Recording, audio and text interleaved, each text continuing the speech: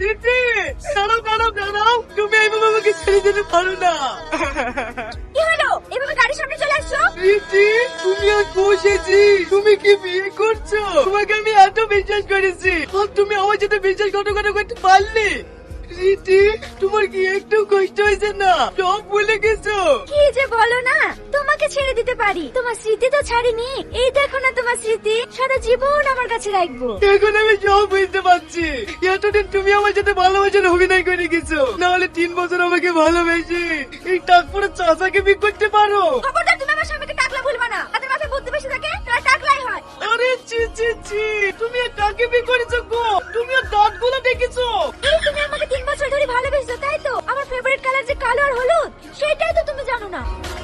শোন, তোকে একটা ফ্রি অ্যাডভাইস দিচ্ছি, মেয়েদের পিছনে ঘুরে নিজের জীবনটা বরবাদ করিসনি, নিজের ক্যারিয়ারের দিকে ফোকাস দে। সাকসেস হইলে তোর পেছনে হাজার হাজার মেয়ে ঘুরবে, তাতে মাথায় চুল থাক বা না থাক, আড্ডাতে আদমন ছেদল লেগেই থাক, ওইটাই মেয়েদের ফেভারিট কালার হয়ে যাবে। গার্লফ্রেন্ডের লেগে মন খারাপ করিসনি বস, ক্যারিয়ারের দিকে ধ্যান দে।